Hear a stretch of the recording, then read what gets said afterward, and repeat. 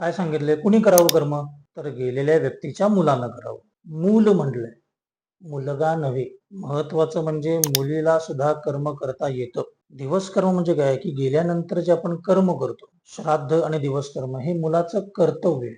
पक्ष हे पुण्य कर्म आहे. ते आता 10व्या दिवशी मृत्तिका स्नान म्हणून असतं, पण ते लावताना आम्ही चेहरे वेडेवाकडे करतो. पण आम्ही 1000 रुपये देऊन मड थेरपी करणार. लोकांमध्ये याच्याबद्दल निगेटिव्हिटी काय आहे? कारण लोकांना हे कर्म समजलं नाहीये. ग्लॅमरस कर्म नाही ना, डेकोरेशन नाही आहे, मॅचिंग कपडे नाही आहे, आम्हाला कोण पॅम्पर करत नाही, आम्हाला कोण ग्रीट करत नाही. सटल, सिंपल, साधेपणानं करायचं कर्म आहे.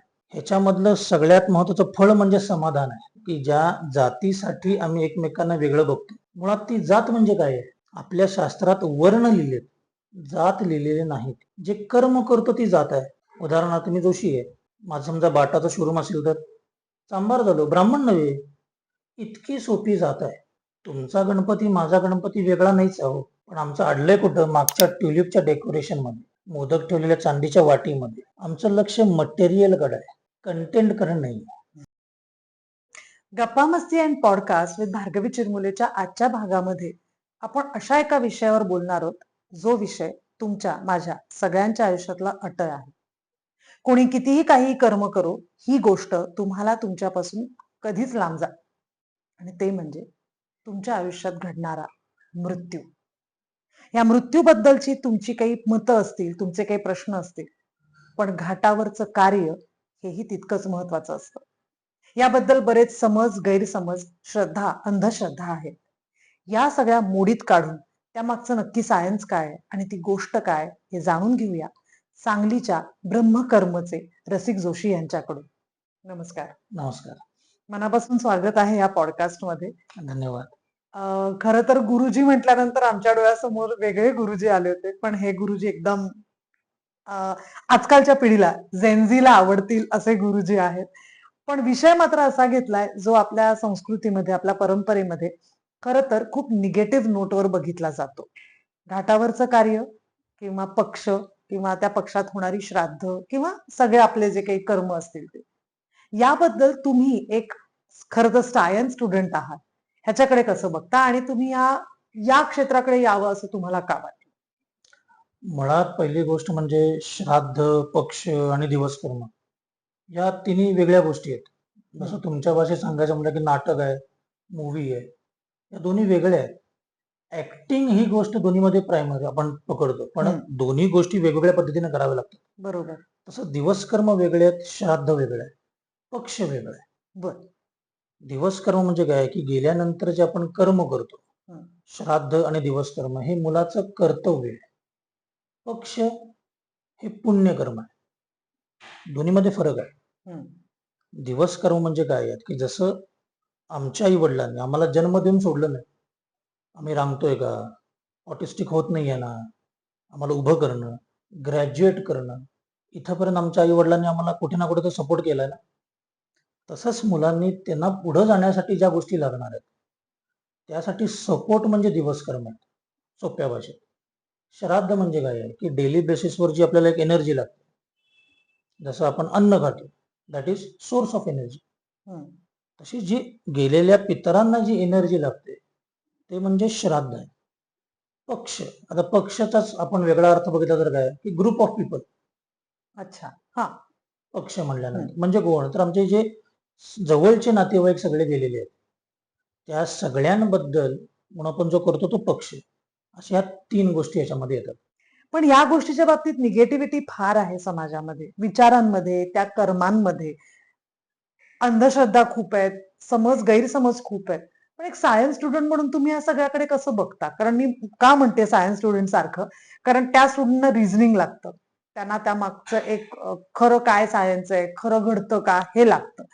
तर तुम्ही याकडे कसं बघता?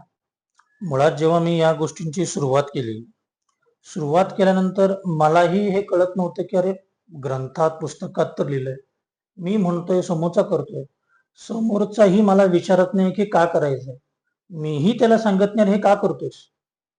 जेव्हा एखादं कर्म करताना आपल्याला जे ते कर्म समजलं नसेल तर त्याचे बेनिफिट्स मी समोरच्याला कसे देऊ?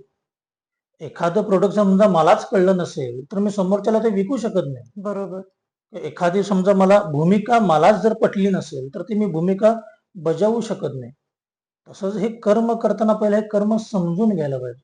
बरं हे लिहिलंय, इतक्या मोठ्या मोठ्या लोकांनी ऋषींनी हे लिहिलंय, त्याच्यामागे काहीतरी डेफिनेटली लॉजिक असेल.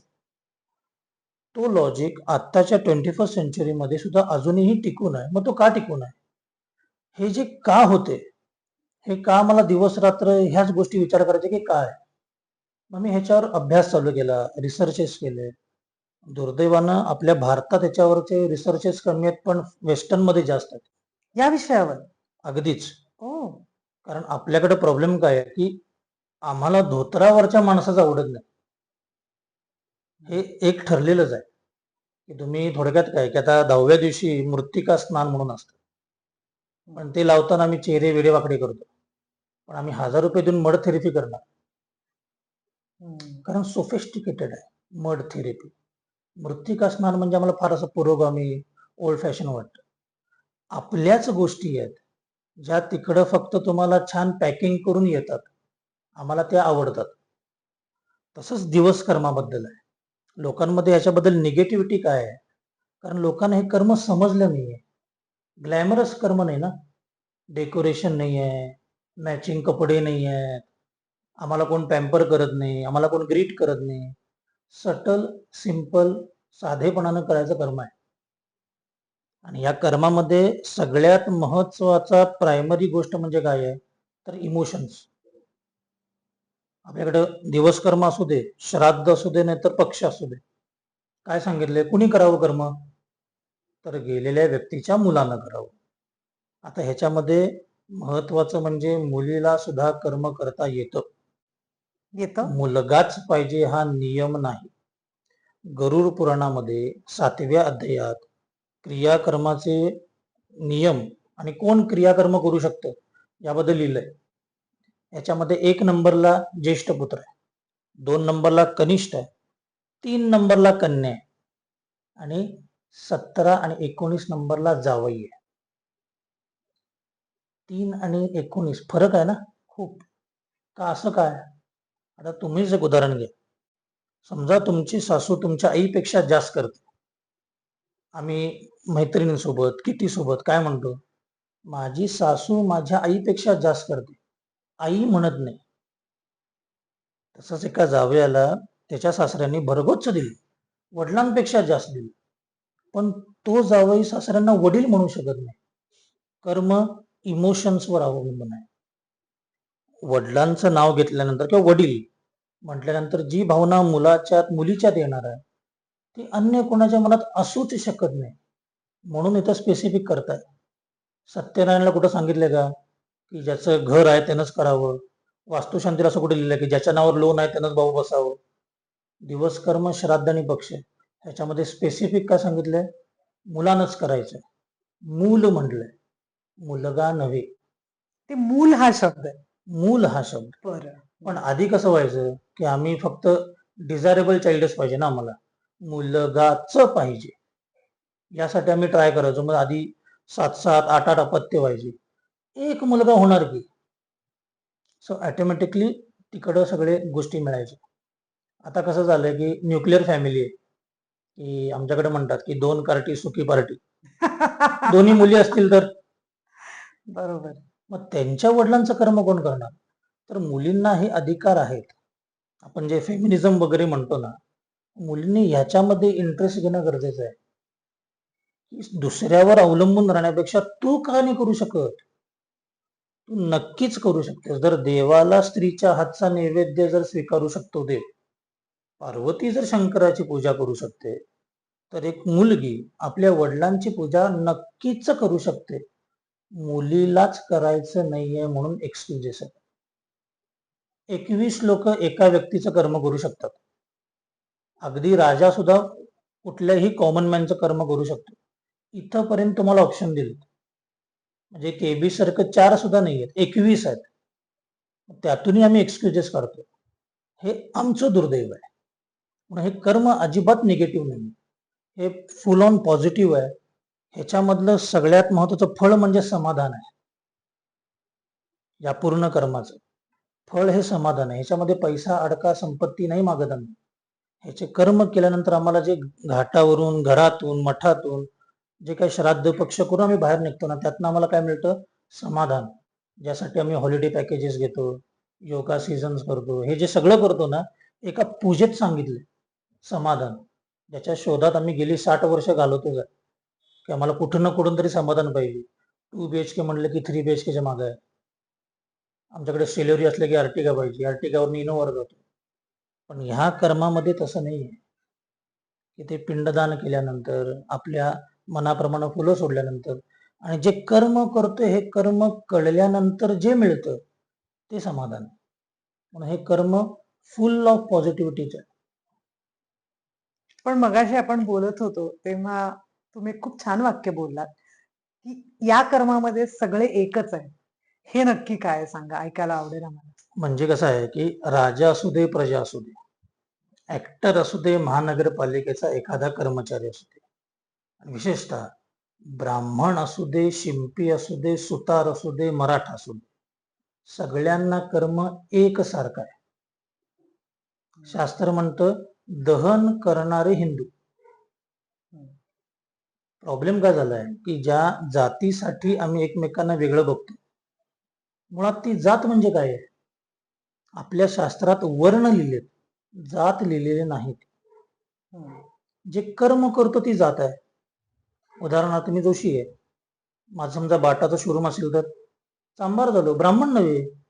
इतकी सोपी जात आहे. लाकडाचं काम करणारा सुतार आहे. जन्म सुताराच्या घरी घेतलाय म्हणून सुतार नाहीये. हे जरी आपल्या लोकांना कळलं तरी यातून खूप साऱ्या गोष्टी बदलतात ना. तुमचा गणपती माझा गणपती वेगळा नाहीच आहे हो, पण आमचं अडलंय कुठं? मागच्या ट्युलिपच्या डेकोरेशन मध्ये, मोदक ठेवलेल्या चांदीच्या वाटीमध्ये. तुमच्याही घरी मोदक आहे, माझ्याही घरी मोदक आहेच की. कोणाच्या ह्याच्यात द्रोणात असतो, कोणाच्या स्टीलच्या वाटीत असेल, कोणाच्या चांदीच्या वाटीत असेल. आमचं लक्ष मटेरियलकडे आहे, कंटेंटकडे नाही. की सगळीकडे एक सारखंच आहे. बारस, दहन, लग्न सगळं सारखं आहे. फक्त ज्या ज्या वेळेला या क्रिया घडल्या, काही काही लोक आपल्याकडं ट्रान्सफर होऊन आलेत ना. कोकणातला माणूस मुंबईत गेलाय, पुण्यात गेलाय, सांगलीत आलाय, सांगलीतला माणूस मुंबईत गेलाय. आम्ही जे काही रिच्युअल्स करतो हे आमच्या आई वडिलांकडे बघून करतो. ते तत्व आमच्याकडे चालू आहे. आम्ही त्याला काय म्हणतो, की गुरुजी आमच्याकडे असं आहे. त्या त्या वेळच्या ज्या गरजा होत्या, त्या त्या वेळची जी आमच्याकडे परिस्थिती होती, त्या सगळ्याचं युटिलायझेशन करून एक कर्म त्यांनी केलं. कारण जे आमच्याकडं सतत गुलामगिरीतच राहिलो ना आम्ही. मुघलांचं झालं, ब्रिटिशर्सचं झालं, एकच आमचा एम होता, सर्व्हायव्हल. त्याच इन्स्टिंक्टवर आम्ही आजपर्यंत जगलो. मग ते करताना त्यांनी फक्त ब्रिटिशर जाताना सांगून गेले, ब्राह्मण इथं, क्षुद्र इथं, संपलं. त्याच्यामध्ये आजही आम्ही त्यातच आहे. आज मी अभिमानानं सांगू शकतो, सांगलीमध्ये आमच्या घाटावर ब्राह्मणा शेजारी मराठा, मराठा शेजारी शिंपी, परत कोणतेही एखादी जात घ्या 18 जातींपैकी, सगळी जणचं काम मी एकटा करतो. सगळेजण एकमेकांच्या शेजारी बसतात, सगळ्यांची पिंड एकसारखी असतात. शास्त्र तुम्हाला हे शिकवतं. शास्त्र समजून घेतलं तर खूप गोष्टी कळण्यासारख्या आहेत. आम्हाला शास्त्र समजायचं नाही. आम्हाला फक्त काय, की मी कसा तुझ्यापेक्षा वेगळा आहे हे दाखवण्यात आमचं आयुष्य गेलं. वेगळं काहीच नाहीये ना, सगळं कर्म एकसारखंच आहे. गणपती, दिवाळी, दिवस, कर्म, श्राद्ध एक सारखंच आहे. फक्त कर्म कसं सांगितलंय? यथाशक्ती, झेपेल तसं, यथामते, पटेल तसं, यथा मिलित साधनेनं. माझ्याकडे जे काय उपलब्ध आहे त्याच्यामध्ये करा. महत्वाचा पाठ काय? इमोशन्स. तुम्ही सगळं आणलंय, पण तुम्ही ऍज अ इव्हेंट म्हणून 10वा दिवस करताय, त्याला अर्थच नाहीये. आणि माझ्याकडं काहीही नाहीये, पण माझ्याकडे माझ्या वडिलांप्रती भावना आहे, एक सरेंडर आहे मी माझ्या वडिलांपैकी, ते त्यांना मिळतंय ना. पण आम्ही त्या गोष्टी पाहत नाही. म्हणून म्हटलं की सगळीकडे आम्हाला कसं झालं, की कमर्शियल प्लेस आहे आणि आम्हाला ग्लॅमरस राहायचं. जसं उठसूट जो प्रत्येक माणूस सध्या आता आयफोन घेतोय ना, की ज्याला वापरता येत नाही तो सुद्धा आयफोन घेतोय. का तर लोकांना दाखवायचं आहे की मी या समाजाचा भाग आहे आणि मला काहीतरी रेकग्नायझेशन पाहिजे, म्हणून ते वेगळे पण जपण्यासाठी करतो. तसं या कर्माचं झालंय की तिसऱ्या दिवशी लोक करतात, पाचव्या दिवशी करतात, 10व्या दिवसापर्यंत थांबतच नाही. हे जे सगळं चालू आहे ना, ह्यानं ह्या सगळ्या गोष्टीचा चिखल झालाय. हा पॉडकास्ट लोकांसाठी का गरजेचा आहे, हे लोकांना कळलं पाहिजे की नक्की कर्म काय आहे. तुम्ही करा कुणाकडेही, कर्म समजून घेऊन करा, हे माझ्या मागचं म्हणणं आहे. पण मग गुरुजी ह्या सगळ्यामध्ये 9वा दिवस, 10वा दिवस, 13वा दिवस किंवा तिसऱ्या दिवशीच अस्थि असतं विसर्जन विसर्जन. केलं जातं. हे ते दिवस का निवडले गेलेत आपल्या कल्चर प्रमाणे, आपल्या संस्कृतीप्रमाणे किंवा पुराणांप्रमाणे? आणि मग हे त्याच दिवशी का केले पाहिजेत? ह्यामागचं नक्की शास्त्र काय हे आम्हाला जाणून घ्यायला खरंच आवडेल म्हणण्यापेक्षा त्यांनी आम्हाला ज्ञान मिळणार आहे. आता पहिली गोष्ट म्हणजे मंत्राग्नी हं, दहन करतो आपण ते. हं. मुळात आता मी एक शब्द वापरणार, प्रेत, की आम्ही लगेच असं वबल होतो. अरे निगेटिव्ह शब्द कसा ऐकू मी प्रेत. म्हणजे बाकी सगळ्या आम्ही वेस्टर्न लँग्वेजच्या एफ लँग्वेजेस वापरल्या तर आम्हाला चालतात. That is common. प्रेत नाही म्हणायचं घरात. निगेटिव्हिटी. प्रेत हे निगेटिव्ह नाही आहे ना. शव म्हणतो ना, आतला शिव गेला, राहिलं शव. As simple as that. की जन्म घेतलाय, आता मी जिवंत आहे, माझं नाव रसिक आहे. कोणीतरी मला गुरुजी म्हणाल. एंड ऑफ द डे मी काय आहे, बॉडीला उचला, बॉडीला ठेवा. तिथं स्त्री ही आणि पुरुष ह्याच्यामध्ये सुद्धा डिफरन्स नाही आहे. असं कोण म्हणत नाही अरे बाजूला सारखा फिमेलचं बॉडी आली. हा, बॉडी म्हणजे आम्ही जे म्हणतो ना, पुरुषांचं वेगळं, स्त्रियांचं वेगळं, कुठं आहे? सेम आहे. स्त्री पुरुष बॉडीज म्हणतो ना आम्ही, आत्मा एकच आहे. त्यासाठी वापरणारं रूप वेगळं असेल, आत्मा एकच आहे. तसंच मंत्राग्नी, मंत्र अधिक अग्नी. आपल्याकडे दहन ही प्रक्रिया सांगतात. दहन का सांगतात? आध्यात्मिक दृष्ट्या आम्ही काय म्हणतो, आम्ही अग्नीतून जन्माला येणारे हिंदू आणि जे दहन करतात ते हिंदू. ही सोपी व्याख्या आहे हिंदूची. मला त्यामध्ये अगदी सावरकरांसारखं काही हिंदुत्व मांडायचं नाही. सोपी व्याख्या आहे. जे दहन करतात ते हिंदू. हं. म्हणजे दहन करणाऱ्यांमध्ये दहनच का करायचं? कारण देवांचं मुख हे आपल्याकडे अग्नी मानलं गेलं. हं. अग्नी एकमेव गोष्ट अशी आहे की जी अगेन्स्ट द ग्रॅव्हिटी जाते. करेक्ट. धूर नेहमी वर जातो, खाली जात नाही. सेकंडरी पॉईंट काय आहे की हायेस्ट टेम्परेचरला गेलं की ज्या संसर्गानं मृत्यू झालाय तो नष्ट होतो ना. हं. कोविडमध्ये वेस्टर्न कंट्रीज मध्ये सुद्धा काय केलं, लोकांना दहन केलंय, दफन केलेलं नाहीये. हं. इतका स्ट्रॉंग आपला धर्म आहे. आणि मग ह्याचा आम्हाला अभिमान का नाही वाटू शकत? मग तुम्ही विद्युत दाहिनी वापरू शकता, गॅस दाहिनी वापरा, लाकूड वापरा किंवा शेणकुट वापरा. मग इथं आम्ही काय म्हणतो की पर्यावरणवादी, पर्यावरणाची हानी होते. म्हणजे हीच लोक आहेत बाबा जी बाहेर पडताना सॉक्स आणि शूज घालतात माती लागू नये म्हणून. त्यांना आपण पर्यावरण प्रेमी म्हणतो. आम्ही एखादं झाड लावताना ग्लोव्ज वगैरे घालून लावणार, हाताला नको लागायला प्लीज.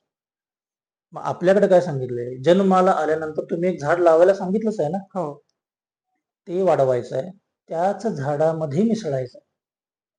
शेणकुट यानं काय होतात, खूप साऱ्या गोष्टी. एकतर गोहत्या थांबणार, गायींचं संवर्धन होणार.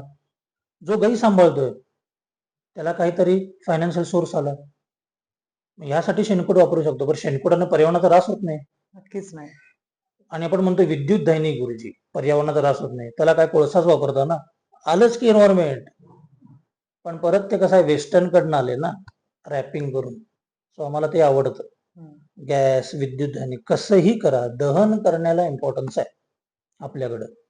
मग हे दहन करायचं आहे की ज्याचं शरीर आहे, हे शरीर माझं नाही आहे, हे मला देवानं दिलेलं आहे. As simple as that. हे शरीर देवाचं आहे, हे देवाला परत पाठवायचं आहे. मीडियम अग्नी वापरायचा आहे, हे आपल्याला सांगितलं. मग आपण दहन करतो. दहन केल्यानंतर काय राहतात, अस्थी. मग आपल्याकडे अस्थि विसर्जन म्हटलंय. विसर्जन म्हटलं की काय आलं, लेट गो, सोडणे ना. गणपती विसर्जन, आम्ही गणपतीचा काही पाठ बाजूला काढून घेऊन गणपती विसर्जन करत नाही, अखंड गणपती विसर्जन करतो. तसंच अस्थि विसर्जन म्हणलं तर तो अखंड करायचा. मग हे करताना आम्ही काय करतो, 2 अस्थी ठेवायच्या, आईची आठवण, वडिलांची आठवण. अरे जिवंत असताना तू डेट्रॉइडला आहेस, बाप जिवंत आहे तेव्हा तू डेट्रॉइडला आहेस. बाप गेल्यानंतर तुला ते 2 अस्थी पाहिजेत का? एकीकडे म्हणायचं मी प्रॅक्टिकल आहे. मग हे इमोशनचे धागे कशाला आहेत?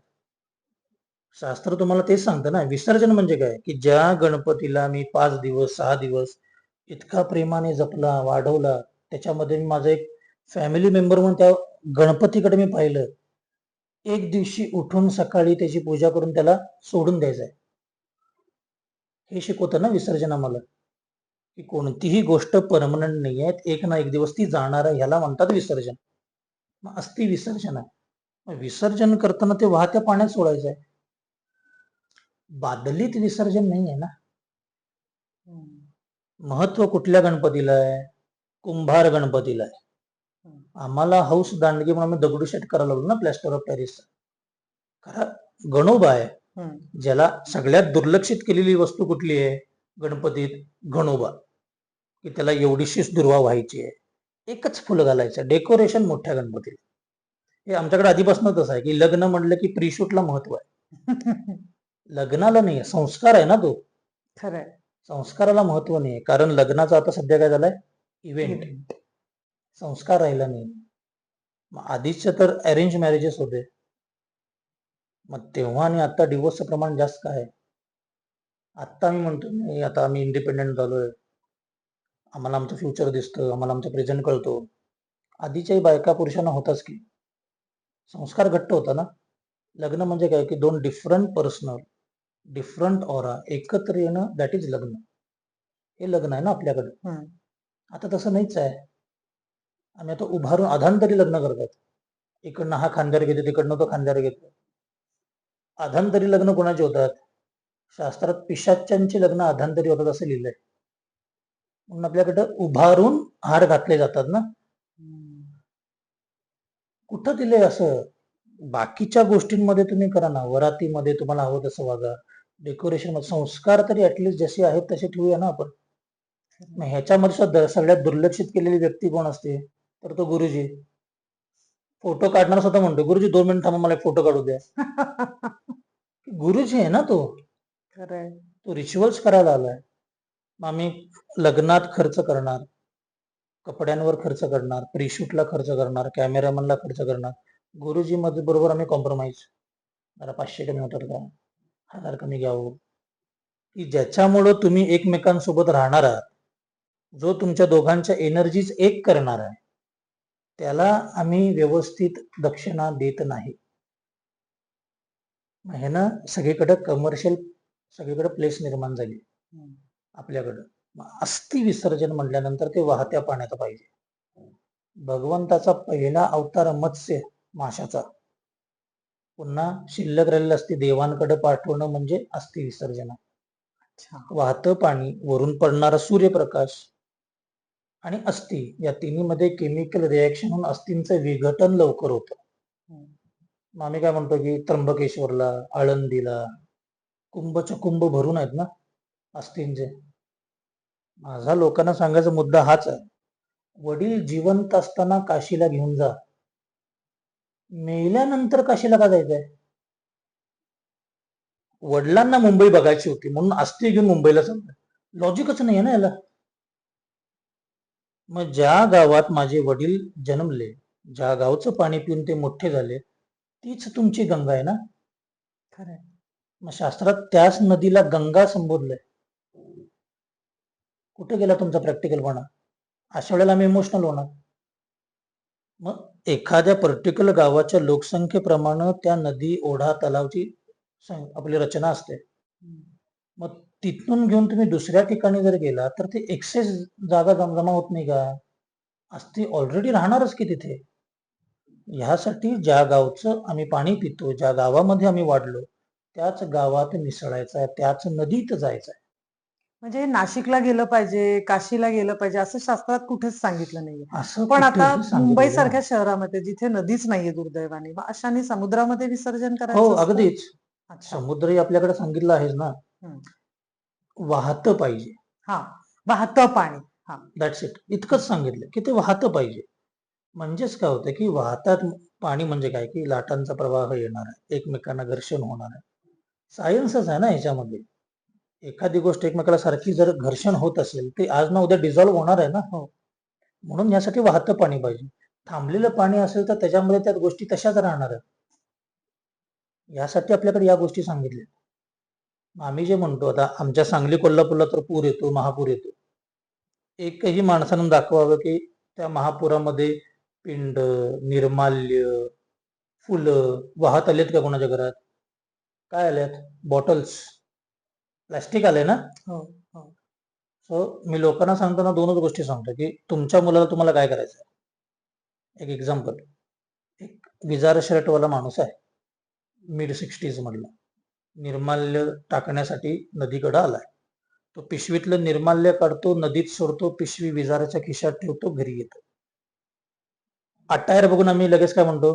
अडाणी माणूस, अशिक्षित. तेच हिंजवडी फेज 2 मधला मस्त 20-30 लाखाचं पॅकेज असणारे आम्ही ब्रिज वरून जाताना बॉटल्स बाहेर टाकतो. मग आपल्या मुलांना काय करायचंय? वेल एज्युकेटेड का हायली एज्युकेटेड? तो विजारा शर्ट वरलाय पण त्याची आई त्याला काय सांगते? नदी म्हणजे आई आहे रे. तो आई प्रदूषित करत नाही, त्याला म्हणतात वेल एज्युकेटेड. हायली एज्युकेटेड म्हणजे काय? की आम्ही युएस मध्ये गेलो तर डस्टबिन शोधणार. सांगली, कोल्हापूर, पुण्याला आलो की आम्ही रस्त्यावर सगळे घाण टाकले की आम्ही तिथं टाकणार ना. Highly educated. म्हणून मुलांना सुशिक्षित करा. उच्च शिक्षेची गरज नाहीये. त्या आईनं त्या विजार शर्टवाल्या 60 वर्षाच्या माणसाला सुशिक्षित करून सोडले.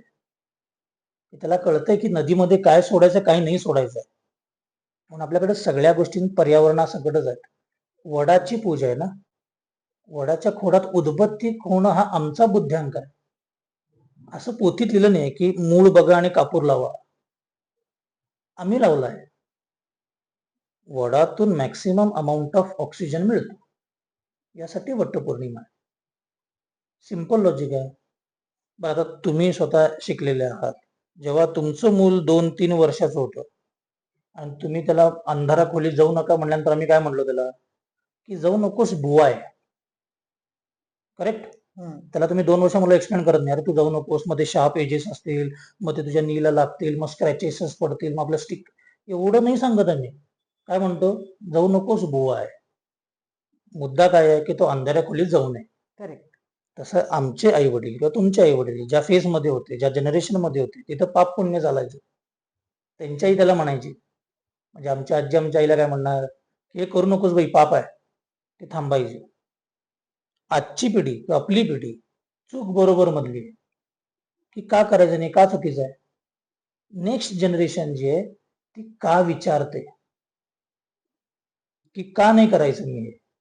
या काचं उत्तर आमच्याकडे नाहीये. म्हणून त्या जनरेशनला काय वाटतं की कर्मच नाहीये. मोस्टली पूजा करताना आम्ही आमच्या मुलांना स्कूलला पाठवतो आणि मग टायमिंग देतो. गुरुजी, मुलगा 10 वाजता जातोय शाळेत, 12 वाजता करूया. मुलाला नंतर कळतच नाही सत्यनारायण म्हणजे काय केलंय, गणपती कसा बसवलाय, माहीतच नाहीये.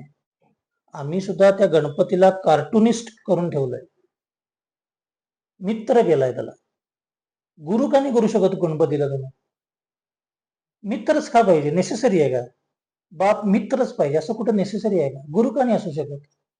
आई तुमची गुरु का नाही असू शकत? आईला मैत्रीण करा म्हणतो, गुरु बनवा ना पहिला. यासाठी एक एक पैलू आपल्याकडे सांगितलेत की एक एक धागे लेट गो करत जायचंय. आमचं सगळ्यात जास्त प्रेम कशावर? बॉडीवर. सकाळी उठल्यानंतर रात्री झोपेपर्यंत आम्ही फक्त ह्याच सर्व्हिसिंग करत असतो. एंड ऑफ द डे चे काय होणार आहे? राख. म्हणून आम्ही भस्म लावून बाहेर पडतो.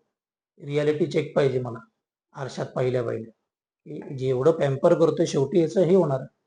म्हणून पहिल्या दिवशी सगळ्यात जास्त जवळची गोष्ट म्हणजे बॉडी दहन गेली, शिल्लक राहिल्या अस्थी, तितक्याच प्रिय त्या नदीत सोडायच्या. त्यानंतर आला 9वा 10वा. 10वा दिवस म्हणजे बेसिक कन्सेप्ट काय? कावळा शिवला 10वा झाला, एवढंच माहिती आहे आम्हाला. मग ते सुद्धा कावळा शिवताना सुद्धा त्याला UPSC सारखं टेन्शन असते लोकांना, शिवतोय का नाही. आम्ही इव्हेंट करतो तिथं. 2 भाऊ असतील तर कोणतरी सांगतं, सांग बाबा आम्ही 2 भाऊ एकत्र राहू, बहिणी बहिणी एकत्र राहू. मग समजा आई राहिली असतील, वडील राहिले असतील तर सांगतात आईची आईला काळजी हा, घे. हे सगळ्या गोष्टी करतात. ज्या व्यक्तीचं कर्म करतायत त्यांनी जन्म दिलाय ना तुम्हाला, त्यांना माहित नसेल तुम्ही कशा आहात? असेल ना माहिती. तुमच्या नमस्कारासाठी ते का थांबले असतील? जायचंय म्हणून तर देह सोडलाय ना. पण मोहाचे धागे काय तर राहतात हो. जसं आता तुमच्या हातात बाबा एक्सेसरीज आहेत, ज्याला आपण अलंकार म्हणतो ना, ते एक्सेसरीज आहेत. मी तुला म्हटलं की बाबा हे सगळं काढून ठेवा आणि जावं. 20 वेळा विचारलं ना मला, का काढायचं? गरज आहे का? तसंच जी व्यक्ती जाणार आहे, त्यांची मुलं, मुली, सुना, जावई, ज्यासाठी राबलो ते घर सोडून ज्याला फ्रॅक्शन ऑफ सेकंड लागणार आहेत ना, ते द्या ना. आज तुमच्या वडिलांनी तुमचा चेहरा बघायला किती वेळ थांबले? अप्रॉक्स 9 महिने. प्रत्येक महिन्याची 5 मिनिटं म्हणले तर 45 मिनिटांनी थांबू शकत तुम्ही? नक्कीच थांबू शकतो ना आम्ही. झोमॅटो केलं तर 20 मिनिटं थांबू शकतो ना. डॉमिनोज वाल्याला सुद्धा 30 मिनिटाची विंडो दिली आम्ही. वडिलांना 10 मिनिटाची तो विंडो नाही आहे. 5 मिनिटं झाले की लगेच गुरुजी जरा बघा की का शिवला नसेल, का राहिले का हो? शिवणार की कावळा? मला सांगा, आई वडिलांचा पेशन्स किती आहे हो? जन्म मिळेपर्यंत पेशन्स आहे. ऑटिस्टिक होईल का? पेशन्स आहे. रांगेल का? पेशन्स आहे. शाळेत जाईल का? पेशन्स आहे. कॉलेज करेल का? पेशन्स आहे. जॉब लागेल का? लग्न होईल का? बरं तिथंही ती व्यक्ती थांबत नाही. लग्न झाल्यानंतर तिला मुलं होतील का? इथंपर्यंत पेशन्स आहे. आणि मुलाला किंवा मुलीला 10 मिनिटं सुद्धा नाहीये तिच्यासाठी. मग हे कळलं पाहिजे की जसं तुम्ही आता म्हणाल तुम्ही नास्तिक असाल, मग मला सांगा, विष्णूला पाहिले तुम्ही? कसा दिसतो शंकर सांगा मला? दत्त कधी स्वप्नात आलेत का आमच्या? वडिलांना पाहिले का नाही? जसं जमेल तसं तुम्हाला आयुष्य दिलंय, लिबर्टीज दिलेत, फ्रीडम दिलाय. दिसतो तर देव असेल तर वडिलांपेक्षा मोठा देव आणून दाखवा मला. नाहीये. जो माणूस दिसतो तोच देव म्हणतो ना आम्ही. हो. वडिलांपेक्षा मोठा देव दाखवा की. काय तुमच्याकडनं मागितलंय? नुसतं दिलंय ना तुम्हाला. मग त्या देवाचं करताना घाबरून का करतात? पुढच्या पिढीला त्रास होईल म्हणून दिवस कर्म करूया का? तुमच्या वडिलांनी तुम्हाला यासाठी शिकवलं का म्हातारपणी मला सांभाळेल म्हणून आज शिकवूया? नाही ना. तुमची ड्युटी आहे करणं, कर्तव्य आहे सगळे दिवस कर्म करणं. जसं वडिलांचं कर्तव्य काय? मुलाला ग्रॅज्युएट करणं, नोकरी तुझं तू शोध. तसंच गेलेल्या व्यक्तीला 13व्या दिवसापर्यंत कर्म करणं ही मुलाची ड्युटी आहे.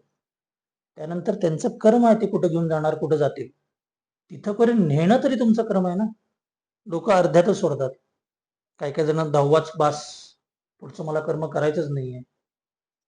एक उदाहरण, समजा तुमचा मुलगा 5 वर्षाचा शाळेत जायला नाही म्हणतो, मग तुम्ही तुमच्या मिस्टरांना कन्व्हिन्स करता का? नाही, त्याची इच्छा नाही तर राहू दे हो. आम्ही त्याला कन्व्हिन्स करतो ना की तू शाळेत जा. तसं माझ्याकडे लोक येतात, नाही ते गेलेल्या व्यक्तीची इच्छा नव्हती करायची वगैरे, माहित नाहीये म्हणून इच्छा नाहीये. एकदा तुम्ही समजून सांगितलं की होणार की. मग 9-10 म्हणजे काय आहे की गेलेल्या व्यक्तीला देह देणं म्हणजे 9वा 10वा आहे. पहिल्या दिवशी आम्ही एक बॉडी डिस्ट्रॉय केली, 10व्या दिवशी एक बॉडी असेंबल करायची. असेंबल म्हणजे काय? त्याला म्हणतात अवयव पिंडदान. मुळात 9 पिंड असतात, 10व्या दिवशीचा शेवटचा 10वा पिंड असतो. पश्चिम महाराष्ट्राकडे 9वा 10वा एकत्र क्लब केला जातो. पुण्यासारख्या मोठ्या शहरामध्ये कसं आहे की लोकसंख्याच इतकी आहे की सगळ्यांचं एकत्र कर्म होऊ शकत नाही. मग 9, 10, 11, 12 सेपरेट केले जातात. शास्त्राप्रमाणे सुद्धा सगळे कर्म सेपरेट करावे असं सांगितलं, पण काळानुसार आपण बदललं पाहिजे. जसं आपण म्हणतो ना की रामायणातला मेन लीड कोण? तुमच्या भाषेत राम म्हणजे विष्णू. महाभारतातला कृष्ण. विष्णूच. मग महाभारतात राम का नाही आला? विष्णूच आहे ना. पण युग बदललं, मेंटॅलिटी बदलली. मर्यादा पुरुषोत्तम जर महाभारतात आला असता, पहिल्याच दिवशी युद्ध संपलं असतं ना. तिथं कृष्णच हवा. कृष्ण रामायणात असता तर रावण मेला सुद्धा नसता, सीता आली असती. ह्यासाठी म्हणून कर्म त्या त्या पद्धतीनं बदललं पाहिजे. Change is the only concept. त्यामुळे आता सध्या कसं आहे की आमच्याकडे दिवस तेवढे नाही, आम्ही 12-12 दिवस घरात राहू शकतो, पण किमान 3 दिवस तरी आम्ही काढू शकतो. म्हणून 10व्या दिवशी 9-10 करतात, 11व्या-12व्या दिवशी 11-12 करतात, 13व्या दिवशी 13 करतात. या 9-10 मध्ये कसं हे अवयव पिंडदान आहे. मग आता आम्ही काय म्हणतो, गेलेल्या व्यक्तीला देह वगैरे मिळतो का गुरुजी? ह्याच्या मागे सायन्स काय आहे मी सांगतो. पहिल्या दिवशी प्रेताचा तयार होतो मस्तक, दुसऱ्या दिवशी तयार होतात कान नाक डोळे, तिसऱ्या दिवशी सर्वसाधारण पाठीमागचा भाग तयार होतो, चौथ्या दिवशी लिंग आणि छातीकडचा भाग तयार होतो, 5व्या दिवशी जांघा वगैरे तयार होतात, 6व्या दिवशी हातपाय तयार होतात, 7व्या दिवशी अस्थि तयार होतात, 8व्या दिवशी मर्म म्हणजे अंगावरची लव तयार होते, 9व्या दिवशी वीर्य म्हणजे सीमन तयार होतं, 10वा दिवस भुकेचा आहे. Cut to second. एखादी स्त्री प्रेग्नंट आहे, कधी कळतं आम्हाला? दुसऱ्या महिन्यात सोनोग्राफी करताना. सुरुवातीला काय येतात? हार्टबीट्स. 9 महिन्याच्या स्पॅन मध्ये त्याचा एक एक अवयव तयार होतो, डेव्हलप होतो, 10व्या महिन्यात तो जन्माला येतो. बरोबर.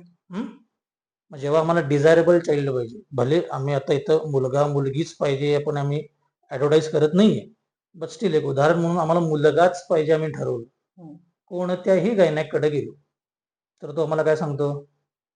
3 महिन्यापर्यंत सांगता येत नाही मुलगा आहे का मुलगी. बरोबर. ज्यांना तुम्ही अडाणी म्हणता त्यांनी त्याच वेळा सांगून ठेवलं की 4थ्या महिन्यामध्ये लिंग येतं. हा आपला धर्म आहे. मग तो आम्ही मिरवत नाही की आपल्या लोकांनी विदाऊट एनी इक्विपमेंट सांगितलं ना की 4थ्या महिन्यामध्ये लिंग येतं.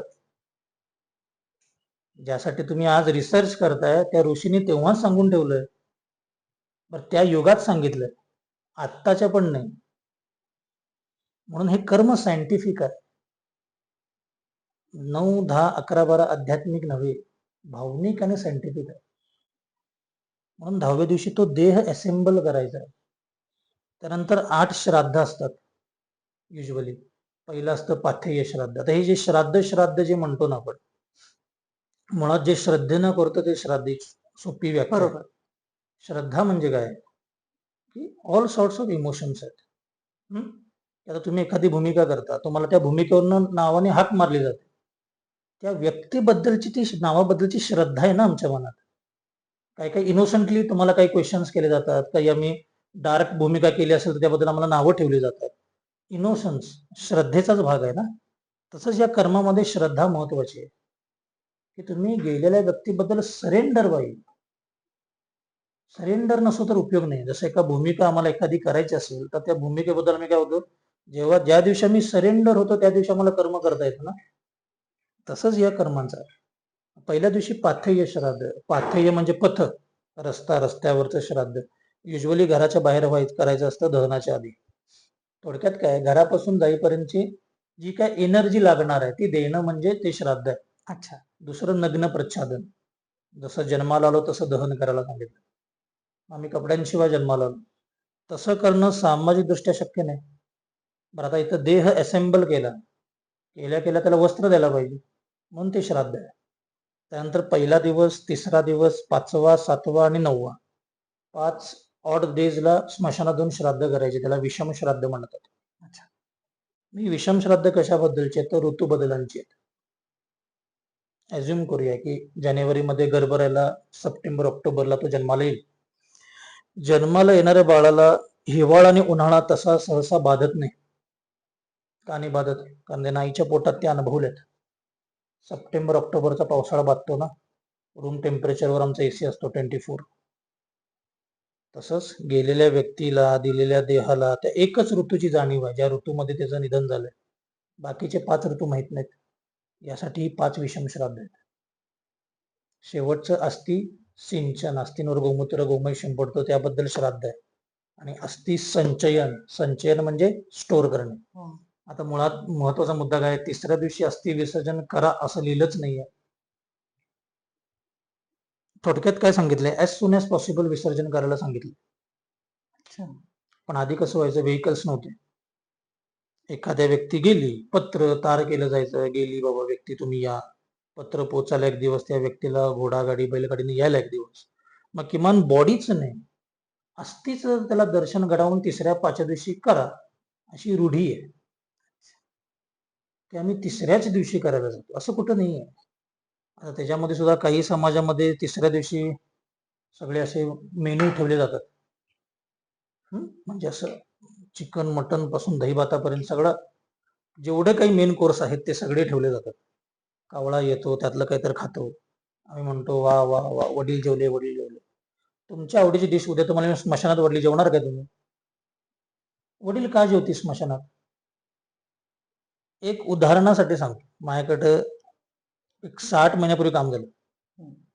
आई माळकरी. आता माळकरी म्हणजे तुम्हाला माहिती. नक्कीच. त्या मुलाने सगळं मांडलं. कावळा आला, अंड शिवला. माई चोरून अंड खात होती का? निगेटिव्ह पीपल निगेटिव्हिटीला अटॅक करतात. नॉनव्हेज खा न खा हा तुमचा पर्सनल स्पेस आहे. संकष्टीला नाही खात मी, आषाढीला नाही खात मी, म्हणजे कुठे ना कुठे तर मला माहिती आहे की त्यात काहीतरी निगेटिव्हिटी आहे, म्हणूनच खात नाही.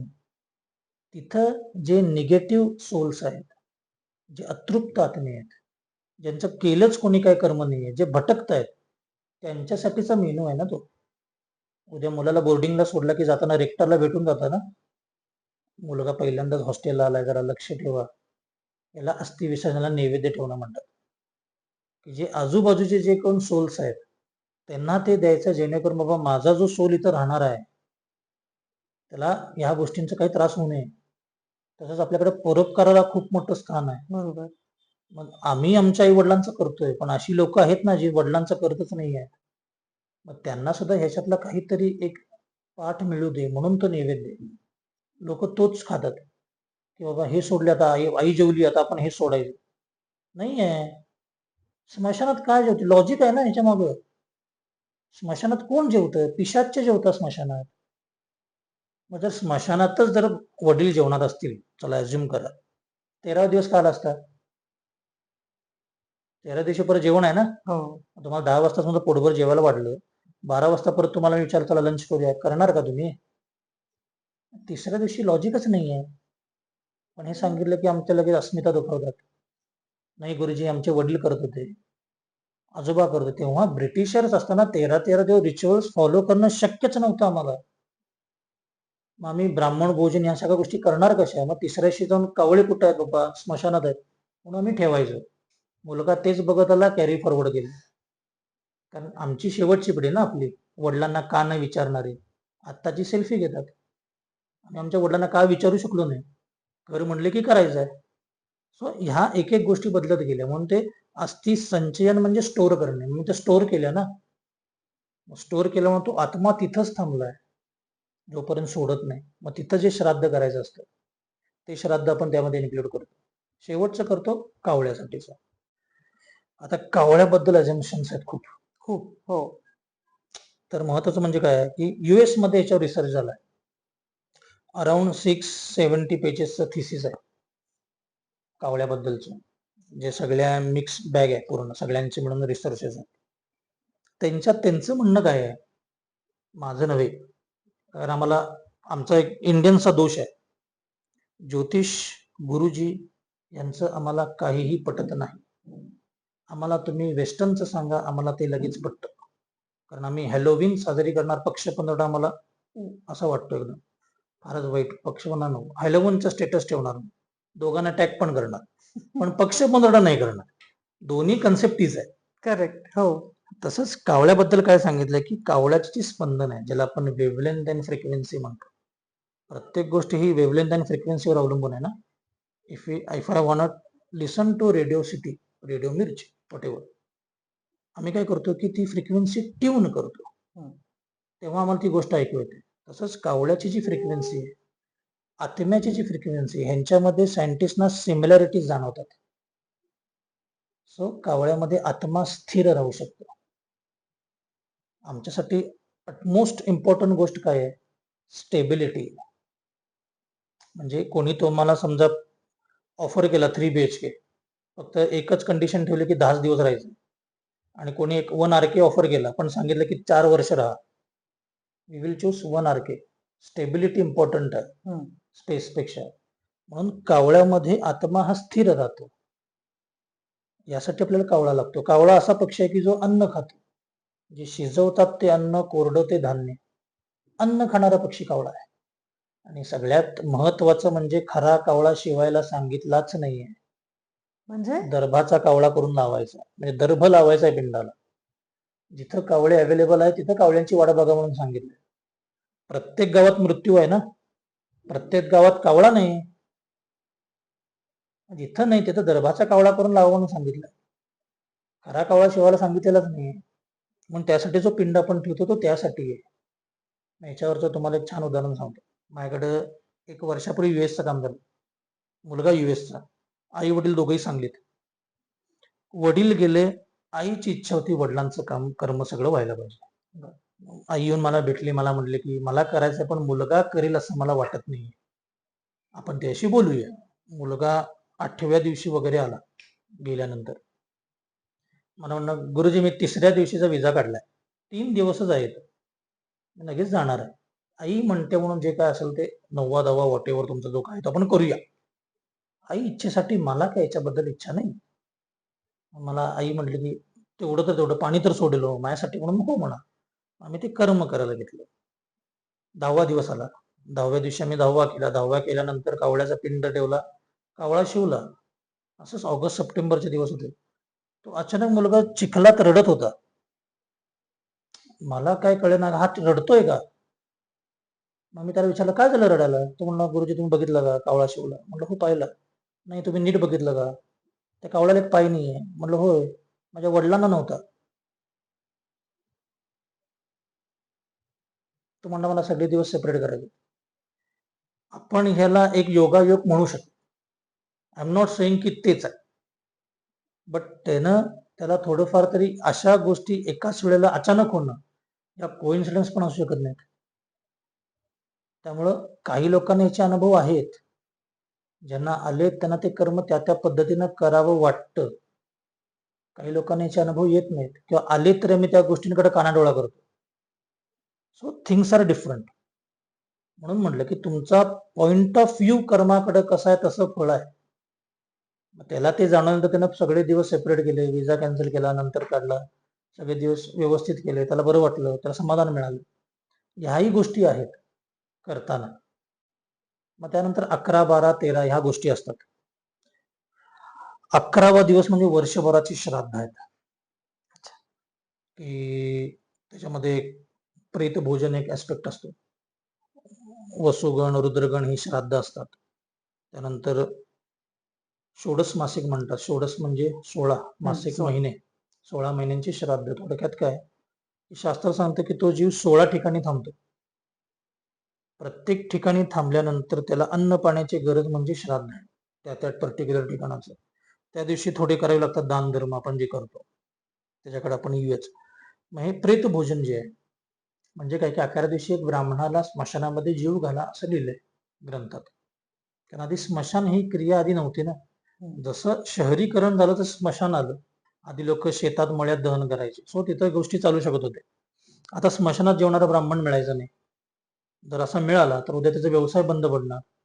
मग त्याचं दायित्व तुम्हाला घ्यायला पाहिजे ना. बरोबर. मग ते घेणं शक्य नाही.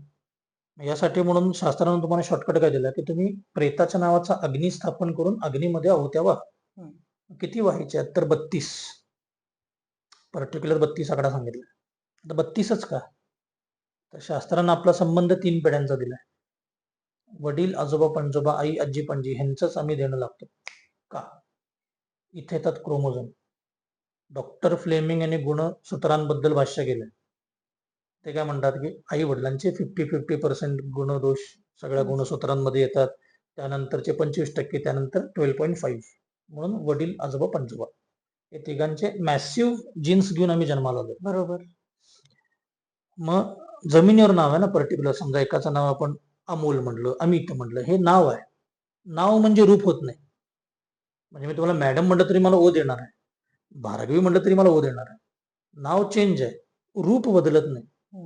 रूपाला किंमत आहे, नावाला नाही. तुमचं नाव काही असू दे, रूप महत्वाचं. तसंच आईला मी आई म्हणतो किंवा मॉम मम्मी काय म्हणत असेल ते, त्या रूपाला म्हणतात वसू, फर्स्ट जनरेशन जी गेलेली. आजोबा आजी यांना म्हणतात रुद्र, पणजोबा पणजी यांना म्हणतात आदित्य. वसू रुद्र आदित्य. यांच्या संख्या ठरल्या आहेत, 8 वसू असतात. 11 रुद्र असतात, 12 आदित्य. सूर्याची नावं 12. 12. रुद्र किती असतात तर 11. 11वा मारुती म्हणून महारुद्र. 8 वसू म्हणजे 8 दिशांचे दिक्पाल, प्रोटेक्टर्स म्हणू शकतो आपण, म्हणून 8. यांची बेरीज केली की होते 31. या कर्माची देवता कोण आहे? यम, 32. त्याला प्रजापती म्हणजे यांच्या सगळ्यांचा राजा कोण आहे तर यम, यम. 32. यांच्या संख्ये एवढं प्रेत जेवतं, म्हणून 32 घास आहेत. ओके. मग ते 8 घास घालून एक पळी पाणी अंगठ्याकडनं द्यायचं, म्हणजे मी नुसतं जेवत नाही, मध्ये ते पाणीही पितो, ती हम्म. क्रिया आहे क्रिया. त्याच्या मागे, म्हणजे 32 घास करेक्ट. आहेत. हा. सो तुम्हाला प्रत्येक ठिकाणी मोठं स्केलवर करा असं शास्त्र सांगत नाही, करायला सांगतंय. इतकाच मोठं आहे. ब्राह्मण जेवायला घाला, त्याला दक्षिणा द्या. 32 गुंज सोनं द्यायला सांगितले 11 दिवशी. एक घास खाल्ले की 1 गुंज सोनं ठेवायचं दक्षिणा म्हणून. आता दक्षिणा आणि बिल यातला फरक आहे. बिल म्हणजे काय? प्रिसाइसली इतके झालेत. दक्षिणा म्हणजे काय? अप्रॉक्सिमेटली इतके झालेत. दक्षिणा सांगायची नाही ना, तुम्ही द्यायची. बिल सांगायचं असतं, दक्षिणा द्यायची असते. द्यायचे. मग ती कोणाचे द्यायचे पैसे? ज्या व्यक्तीचं कर्म करतोय त्याची जी काय ऍसेट आहे, त्या ऍसेट मधले पैसे द्यायचे.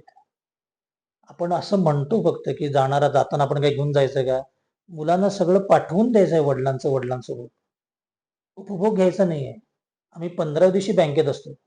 एफड्या किती आहेत बरं, आणि कुठं कुठं गावाकडे काही जमीन आहे का हे बघण्यासाठी 15 दिवस. कर्म नाही करणार, बाकी सगळं पाहिजे. लोक मला म्हणतात की घरात मध्ये पितरांचा फोटो असावा का हो, वडिलांचा फोटो लावू का? वडिलांचं घर पाहिजे मला, फोटो चालत नाही. आता घरामध्ये तुमच्या महाराजांचा फोटो असेल, स्वामी समर्थांचा फोटो असेल, समर्थ घरात राहिलेत का तुमच्या? ती एक एनर्जी आहे ना. आम्ही कुठलं काम करताना त्यांना नमस्कार करून बाहेर पडतो ना. माझ्या मुलांना, नातवाला कळलं पाहिजे की तुम्ही जे काय खाताय पिताय जे काय करताय ते ह्या माणसामुळे आहे. त्यांच्यामुळं मी काय करू शकलो, माझ्यामुळं तुम्ही करताय. मग ते दिसायला नकोत. आम्ही लोकांना महाराज सांगतो, आम्हालाच मुळात माहित नाहीत महाराज, पण वडील सुद्धा सांगत नाही. डायनिंग टेबलवर आम्ही कधी आमच्या वडिलांबद्दल चर्चा केली का? आम्हालाच नको आहे. आज आम्हाला आजोबांचं नाव सुद्धा माहित नसतं, पणजोबांचं नाव सुद्धा माहित नाही. आता हेच पकडा की तुम्हाला उद्या कोणतरी सांगितलं की अहो तुमच्या पणजोबांची ना साताऱ्याकडे 15 एकर जमीन आहे, मग त्याला लहानपणी काय म्हणतात हे तर शोधून काढणार ना. नक्कीच. श्राद्धाला ते गुरुजी राम म्हणा, गंगा म्हणा, काय तर नाव घ्या, अशी लोकांची टेंडन्सी आहे. इथपर्यंत आपण येऊन पोचलोय. हे 11व्या दिवशी 32 घास घातल्यानंतर हे प्रेत भोजन म्हणतात. मग ते वसु गण श्राद्ध, रुद्रगण श्राद्ध आहे. काय काय ठिकाणी करतात, काय काय ठिकाणी करत नाहीत. ते कालानुरूप आता कालबाह्य होत चाललंय. त्यानंतर मुख्य असतो वृषभ सर्ग. वृषभ उत्सर्ग म्हणजे बैल सोडणे. आधी प्राणी हेच ऍसेट होतं ना.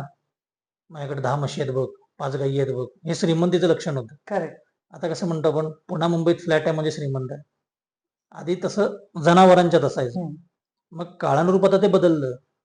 मग आधी ते बैल घेऊन तो जसा सोसायटीसाठी सोडायचा आधी होता, की सोसायटीसाठी सोडला की ज्यांना तो प्रजननासाठी पाहिजे ते वापरू शकतात, ज्यांना तो कष्टासाठी पाहिजे ते वापरू शकतात. कोणीही त्या गोष्टींचं युटिलायझेशन करू शकतो, तो सगळ्यांसाठी. अच्छा. यासाठी बैल सोडला जायचा. मग त्याचंच फळ मला मिळावं म्हणून पयस्विनी गोप्रदान म्हणजे दुभती गाय वासरासह दान करा म्हणून सांगितलं आपल्याला. काउंटर करायला आयदर ऑर, हे किंवा ते असं करा म्हणून सांगितलं. ह्या सगळ्यानंतर आपण करतो म्हणजे 16 श्राद्ध. आता 16 यमनगर आहेत, जिथं जिथं ते थांबतात. आता याच्याबद्दल लोक क्युरियस असतात की लोकांना असं वाटतं की खरंच 16 गावं आहेत का? कसा प्रवास करतो आत्मा, कसा जातो वरपर्यंत, नक्की जातो का? हा दुसरं इथनं लगेच जाऊन जम्प करून दुसऱ्याच्या लगेच जन्म घेऊन मोकळा होतो? तर ही जी 16 गावं आहेत ना, ह्या प्रत्येक गावाचं म्हणजे कसं आहे की पहिलं गाव लागतं सौरपूर, सौम्यपूर. तिथं पुष्पभद्रा नावाची नदी आहे. तिथपर्यंत 10व्या दिवशी एक प्रेतसखा नावाचा पिंड, म्हणजे प्रेतसखा म्हणजे कोण? मित्र. थोडक्यात काय की सोबती घेऊन जाणारा. तर वाट माहित नाही म्हणल्यानंतर आम्हाला कोणीतरी दाखवायला पाहिजे ना, त्यासाठी Correct. तो पिंड. तो तिथपर्यंत घेऊन जातो. मग तुमचे सगळे हायलाइट्स दाखवले जातात जीवनाचे, असं सगळं म्हटलं जातं. तिथून तुम्हाला मार्ग दाखवला की इथून इथून असं असं गेलं की येणार आहे. मग त्यानंतरचं गाव लागतं सौरीपूर. सौर म्हणजे सूर्य, सूर्याजवळचं गाव. बरोबर. थोडक्यात काय की आपल्याकडे काय सांगतात की प्रत्येक गोष्ट north pole to south pole जाते, साऊथ टू नॉर्थ येते. आपले हिंदू धर्म काय म्हणतो, प्रत्येक गोष्ट सूर्याकडनं चंद्राकडे जाते, चंद्राकडनं सूर्याकडे जाते. दोन्हीकडे ही सेमच क्रिया आहे. जसं आपण महाराष्ट्रात जातो, आपण पाणी म्हणतो. आम्ही युएसला गेलो की वॉटर म्हणेन, कुठं तर ॲक्वा म्हणेन, कर्नाटकात गेलो तर नीर म्हणेन. मुद्दा H2O शी आहे ना आमचा. बरोबर. ते बदलत नाहीत, नाव बदलतंय. तसं हे सूर्याकडनं चंद्राकडे क्रिया तीच आहे. हम्म. की थोडक्यात ती मॅग्नेटिक फील्ड सोडत सोडत बाहेर जायचं आहे. मग जिथं सोडायची आहे त्या पर्टिक्युलर पॉइंटला मला ती एक्सेसिव्ह एनर्जी लागणार आहे, त्याला आपण म्हणतो पिंडदान. की तिथून त्यांना पुढे जाण्यासाठी पुश गरजेचं आहे. एक लेन सोडून दुसऱ्या लेनला जाण्यासाठी पर्टिक्युलर स्पीड मी ओलांडला की मी आपोआप दुसऱ्या लेनला जातो. त्यासाठीच हे पुश म्हणजे पिंडदान आहे. मग त्यानंतर तिसरं गाव लागतं गजेंद्र भवन, त्यानंतर गंधर्वनगर, अशी ही गावं आहेत. आता यातली एक क्युरियस गोष्ट म्हणजे काय की याच्यामध्ये शिलाग्राम नगर म्हणून गाव आहे. शिला म्हणजे पर्वत, दगड, दगड. हा. ग्राम म्हणजे गाव. गाव. गरुड पुराणात उल्लेख आहे की दगड वरून कोसळते, असं उल्लेख आहे. नासा स्वतः क्लेम करतं पृथ्वीच्या बाहेर एक अशी कक्षा आहे जिथं दगड गोल फिरतात, त्याला तरी नाव दिलं ॲस्ट्रॉनॉइड बेल्ट, ज्याला आपण म्हणतो शिलाग्राम नगर. हे आपल्या लोकांनी तेव्हा सांगितलं. इनफॅक्ट तुम्ही आजही जाऊन ब्लॅक होलचं वर्णन जर ऐकलं, ब्लॅक होलचं वर्णन आपल्यामध्ये वैतरणी नदी म्हणून आपल्या गरुड पुराणात सांगितली. दोन्हीमध्ये एकसारख्या गोष्टी आहेत वर्णनांमध्ये. आता एखादी गोष्ट वर्णन करताना आपण एक अलंकार वापरतो ना, अतिशयोक्ती वापरतो, या सगळ्या गोष्टी. कारण आम्हाला ते समोर त्याला सांगताना इंटरेस्टिंग सांगायचे असतात की बाबा कसं झालं, असं आम्ही वाढवून सांगतो ना. मग तिथं त्या गोष्टी सांगितल्यात की बाबा ते वाळवंट आहे. म्हणजे थोडक्यात काही तुम्हाला सांगायचं की वृक्ष भाग आहे की तिथं एवढं तापलेलं आहे की तिथं काही उगवत नाही. की सौर पुराला काय सांगितलं की 12 सूर्य आहेत. म्हणजेच काय की सूर्याजवळचं तुम्ही इतक्या जवळनं जाताय की तुम्हाला जो आता इथं जाणवतं ना, तो 12 पटीनं तुम्हाला गरमी जाणवणार आहे. हा त्या मागचा मुद्दा आहे. फक्त ते सांगताना अलंकृत सांगितल्यामुळे मला वाटतं की 12 गणपती कुठं. हा, हा. त्यासाठी या सगळ्या गोष्टी आहेत. मग हे जे भवापाद नगरी, तर वैतरणी नावाची नदी आहे. ही नदी म्हणजे त्याच्यात सांगितलं की हाडेमांस रक्ताची आहे. वर केवढी आहे तर 100 योजनाची.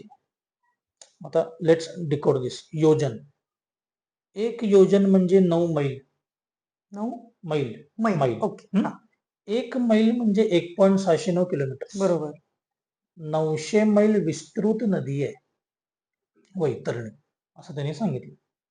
ती क्रॉस करण्यासाठी वैतरणी धेनू म्हणजे गाय दान करा म्हणून सांगितलं. यासाठी ते दान करायला सांगितलं. मग ही अशी गावं आहेत सगळी. ह्या गावांमध्ये शेवटी 2 गावं कुठली आहेत तर एक चित्रगुप्ताचं गाव आहे ज्याचं नाव बहुभीती आहे, की तिथं पूर्ण अंधार असतो आणि आत्म्याला दचकवलं जातं, घाबरवलं जातं. शेवटी यमाचं गाव आहे. मग या प्रत्येक गावामध्ये आता वर्णन केलं तर काही ठिकाणी दगड पडतायत. रुद्रपयो वर्ष म्हणून गाव आहे जिथं भयंकर पाऊस आहे. रुद्र म्हणजे भयंकर, पयो म्हणजे पाणी, पाऊस आहे. अशा ठिकाणी गेलेल्या व्यक्तीचा बचाव, प्रोटेक्ट करणं, याला म्हणतात दान करणं. जसं तुम्ही आता इथनं बाहेर पडला की आम्ही चप्पल घालू, पायाचं प्रोटेक्शन आहे. ऊन जास्त आम्ही सनस्क्रीन लावतो. ह्या ज्या गोष्टी आहेत ह्यालाच दानाच्या स्वरूपात द्यायच्यात. ओके. किंवा रुद्रपयो वर्षी तिथं पाऊस पडतो, तिथं काय द्यायला पाहिजे छत्री, म्हणून रेनकोट. छत्री आपण दान करतो याच्यामध्ये. सुतप्त नगर म्हणून गाव आहे. तप्त म्हणजे तापलेलं, सुतप्त खूप जास्ती तापलेलं. तिथं गेलेल्या व्यक्तीचे पाय भासतील म्हणून चप्पल दान करा म्हणतात. थोडक्यात काय, दुसरी गोष्ट दान का करायचं आहे की वडिलांची जी संपत्ती आहे, आता मला चप्पल घ्यायला कोणाकडे जावं लागेल तर चांभार समाजाकडे जावं लागेल. म्हणजेच काय की वडिलांचा एक पोर्शन घेऊन, तो पोर्शन एका समाजाला देऊन, त्या समाजाकडनं एखादी वस्तू घेऊन ती वस्तू दुसऱ्या समाजाला देणं, यानं काय होतं, आमचे व्यवहार टिकतात. करेक्ट. म्हणून दानधर्म सांगितलं. बरं ते तुमचे पैसे नाहीच आहेत, त्यामुळे तिथं काटकसर हा विषयच नाही आहे. तुमच्या खिशात ऑलरेडी कोणाचे 100 रुपये आहेत, त्याच्यासाठी तुम्ही परत एकासला म्हणाल 90ला दे म्हणून. त्यांचेच आहेत ते त्यांना दिलेत. यासाठी म्हणून आपल्याकडे दान सांगितले. दान म्हणजे काय की जे इथून करतो ते दान. एक छोटं उदाहरण म्हणजे सांगतो तुम्हाला की आपण म्हणतो ना, मी गणपतीला जातोच हम्म. दर मंगळवारी. काही येऊ दे, मी गणपतीला जातोच. जाऊन आम्ही गणपती दर्शन घेतो. दर्शन घेऊन समोर एक दानपेटी असते. आम्ही पर्स, वॉलेट खिशात हात घालतो. 2 नाणी बाहेर येतात. एक येतं 10चं, एक येतं 1चं. मग आम्ही काय करतो? 10चं खिशात ठेवतो. 1चं दानपेटीत टाकतो. दॅट इज व्यवहार पेटी. दानपेटी नाही ती. दानपेटी म्हणजे काय की 10चं नाणं आलं तेच देवाचं आहे. ते दान आहे ना. माझ्याकडे ज्या अर्थी 11 रुपये एक्सेस राहिलेत, म्हणजे म्हणजे खर्च वजा जाऊन राहिलेले 11 रुपये हे माझे आहेत. त्यातलं मी देवाला देऊ शकतो. पण त्यातलं जे नाणं येईल ते देवाचं आहे. ते दान आहे. जे तुम्ही रोज वागता तो व्यवहार आहे. आम्ही कर्मात व्यवहार करतो. स्वतःसाठी दान करतो. की मला उद्या iPhone 17 Pro घ्यायचा आहे. मी विचार नाही करत 170 आहे. मी घेणार. आईला फोन घ्यायचा असेल तर 30चा 25ला मागून आणि त्याचा 10 वेळेला स्टेटस ठेवणार. Got a new phone for my आई. की तिचा फोन 25चा आहे, माझा 170चा आहे. पण मी तो फोन घेतला हे दाखवायचा. म्हणून आपल्याकडं आम्ही दाखवण्यासाठी दान करतो. की गाईला खायला घालताना सुद्धा आमचे 5 पोर्ट्रेट आलेच पाहिजेत. गाई खाते की नाही बघत नाही. हा आपल्याकडचा एक मोठा ड्रॉबॅक आहे सगळ्यांकडचा. म्हणून आपल्याकडे सांगतात की पुण्य करताना, दान करताना ते सिक्रेट असावं, सिक्रेट ठेवलं जावं. 4 लोकांच्या त्याची वाच्यता करू नये की मी हे केलंय. म्हणून ही सगळी दान आहेत आपल्याकडे सांगतात. म्हणजे पर्टिक्युलर दान प्रत्येक गावासाठी आहे. यासाठी आपल्याकडे म्हणतात 16 ब्राह्मण पाहिजे, 13 ब्राह्मण पाहिजे, 5च ब्राह्मण पाहिजे. आता इथं आकड्याला किंमत आहे आपल्या लेखी. म्हणजे आम्ही नेहमीच क्वालिटीपेक्षा क्वांटिटीला जास्त महत्व देतो. म्हणजे आम्ही अक्कलकोटला गेलो, समर्थांना नमस्कार करून पावती केली. मैत्रिणींना आम्ही पावती केली म्हणत नाही, 500ची पावती केली. 200 तिकीट विकली गेली. प्रत्येक ठिकाणी आकडा आहे. न्यूमर. येस. आम्ही क्वांटिटीच बघतो, क्वालिटी बघत नाही. शास्त्र काय म्हणतं? 10 किलो रेशन देण्यापेक्षा मुठभर इंद्रायणी दे, फळ तेवढंच आहे. महाप्रसादाला 1 क्विंटल तांदूळ दिल्यावरच फळ आहे का? कोण ओंजळवर देईल, फळ तेवढंच आहे ना. म्हणून क्वालिटी मॅटर करते, क्वांटिटी नव्हे. एक ब्राह्मण जरी तुम्हाला उपलब्ध झाला तरी फळ तेवढंच आहे. 16च पाहिजेत हा नियम नाही. म्हणून मगापासून म्हणते की कर्म यथाशक्ती पाहिजे. वडील कधी म्हणत नाहीत कर्ज काढ आणि माझं काम कर. तुला झेपेल तसं कर, भावनेनं कर. म्हणून महत्वाचं हे आहे. आम्ही 50 लोक जेवायला घालतो, ज्यातली 30चा आम्हाला उपयोग सुद्धा नसतो. पण आम्ही ते उगाच तिथं पैसे खर्च करतो. इथं करायला हवेत ना. म्हणून दान करता सुद्धा गरजवंताला दान करा सांगितलंय, गरीबाला नव्हे. There is a difference. Yes. म्हणून गरजूला दान करा. जो नग्न आहे तो कपड्याचा अधिकारी. तो बघत बसत नाही तुम्ही टेरिकॉट दिले, रेमंड दिले, लिनन दिले. तो तुम्हाला देत जातो. तुम्ही जे द्याल तो ते घालणार आहे. जो स्वतःच रेमंड घालतो तो तुमचं कॉटन किंग का घालेल? तो म्हणा मीच हे वापरतोय, मी एखादी कॉटनची गोष्ट वापरतो, मला टेरिकॉट नाही आवडत. फळ जातं ना आमचं. म्हणून गरजूला द्यायला सांगितलं आपल्याकडे. हा झाला आपला 11वा. मग येतो 12वा. 12व्या दिवसामध्ये ह्याला म्हणतात सपिंडी. त्याच्यामध्ये कसं आहे की प्रेताचा पिंड असतो, त्याच्या पितरांसोबत मर्ज करणे, दॅट इज 12वा. मग तो पिंड 2 ठिकाणी कापायचा असतो. वसुरुद्र आदित्य म्हणजे वडील आजोबा पंजोबा यांच्यासोबत मर्ज करायचा आणि गेलेल्या व्यक्तीचे जे पंजोबा आहेत त्यांना त्या पिढीतून तोडायचं आणि स्वतःच्या वडिलांना जोडायचं. थोडक्यात 4थी पिढी जाते, पहिली पिढी जोडते. याला म्हणतात सपिंडी. मग आता ही जी 4थी पिढी आहे हिला जाऊन किमान 100 वर्ष तर झाली असतील की नाही. इतक्या वर्षांचा प्रवास आहे. उद्या घरामध्ये मूल जन्माला आलं, वडील जन्माला आले, येत नाहीत. ज्यांची सपिंडी होती तो जन्माला येत नाही, जे अनैसर्गिक गेले. अशी जी लोक आहेत, अविवाहित जी आहेत, अशा लोकांना सोर्स आहे. ज्यांची सपिंडी होते ते त्याच चॅनल मधनं यायला लागतात. बालाजी सारखं 500 देऊन मधून VIP दर्शन नाहीये, की त्यानंतर कसं आहे की जन्माला कोण येणार तर तुमचे खापर पणजोबा, हम्म. तुमची पिढी गेल्यावर पणजोबा, मुलांची पिढी गेल्यानंतर आजोबा, आजोबा. नातवांची पिढी गेल्यानंतर वडील आहेत वडील. हो. 4 पिढ्यांचा प्रवास आहे. एकच श्राद्ध करूया, 2च करूया, अर्धच करूया, चालत नाही. लक्ष्मीपूजन 2 वर्ष करून थांबाल काय? प्रत्येक वर्षी करणार. मुळात लक्ष्मीच कळली नाही आम्हाला. लक्ष्मी म्हणजे आम्हाला काय वाटतं फक्त पैसा. सगळ्या गोष्टी आहेत. मूल काय आहे तुमचं? लक्ष्मीच आहे. आरोग्य, पुढे काय म्हणतात धनसंपदा ना. संपदा. पैसाच नाही आहे. घर लक्ष्मीच आहे. काम करताय लक्ष्मीच आहे. सो मेनी एस्पेक्ट्स आहेत लक्ष्मीची. पण ते आपल्याला शिकवताना एकच एस्पेक्ट शिकवलं, लक्ष्मी म्हणजे पैसा. सगळ्या बाजूने आहेत. आज कोण तर म्हणत असेल की "अरे मला पैसा नसता चालत, मला एक मूल पाहिजे होती यार." त्यासाठी ती लक्ष्मी आहे ना. सो प्रत्येकासाठी चॉईसेस वेगळे आहेत. आपण पर्टिक्युलर एकाच अँगलनं बघत राहिलो की तुम्हाला कुठलंच कर्म कधीच कळणार नाही. मग 12 दिवशी आपण ते मर्जिंग करतो. 13वा दिवस शास्त्रात नाहीच आहे. 11-12 झालं की कर्म संपतं. अच्छा. पण आपण 11-12 स्मशानात करत असल्यामुळं 13वा हे एक्सटेन्शन आहे. 13 दिवशी फक्त निधन शांतदूप होतं आणि कर्म संपतं. पण ब्राह्मण जेवले नाहीत, अन्न शिजवू शकलो नाही, टेक्निकली स्मशान असल्यामुळे, म्हणून 13वं आहे. अन्न शिजवून. मग आपण ते ब्राह्मणांना जेवण करतो. मग या 13व्या दिवशी लोकांना आपण जेवायला बोलवतो. का बोलवायचं? मागचं कारण काय आहे? इतकी दान आहेत, अराउंड 354 त्याच्या आसपास दान आहेत टोटल. म्हणजे काडेपेटीपासून गाईपर्यंत सगळं सोडायचं. जी गोष्ट तुम्ही सकाळी उठल्यापासून रात्री झोपेपर्यंत वापरता, उपभोगता, त्या सगळ्या गोष्टी दानात द्यायच्या. हे सगळं देताना एकच दान असं आहे की जे पूर्ण होतं ते अन्नदान आहे. का? समजून चला की आता मी तुम्हाला इतकं सांगितलं, तुम्हाला वाटलं तुम्ही मुंबईला जाऊन चला आपल्याला रसिक म्हटलं ना, आपण प्रत्येकाला एक 50-50 रुपये देऊया. इच्छा झाली आपण व्यवहारिक द्रव्य दान करू. कोणाची इच्छा असेल ना 100 दिले असते बरं वाटलं असतं राव मला. एक गुंठा जमीन जरी दिली तर कोणाला 2 गुंठ्याची अपेक्षा आहे. अन्नदानात कसं आहे, मी तुम्हाला म्हटलं अजून एक पोळी वाढू का? तुम्ही काय म्हणता, बास माझं पोट भरलंय, माझी द्यायची अजून ऐपत आहे. आता तुमची घ्यायची नाही. हे दान पूर्ण होतं म्हणून लोकांना अन्नदानाला बोलवायचं असतं. म्हणून ते दान आहे. म्हणून त्याच्यामध्ये कुठंच आपण काटकसर करू नये. म्हणून आपल्याकडे लोक म्हणतात ना, जेवायचे पैसे जे काय असेल ते ऍज इट इज दे ग. का तर ते दान आहे. माझ्याकडे एक्सेस आहे म्हणून करतोय. म्हणून लोकांना जेवायला बोलवायचं. ते सुद्धा बोलताना कोणाला बोलवायचंय? व्हॉट्सअप ग्रुपला बोलवायचं नाहीये.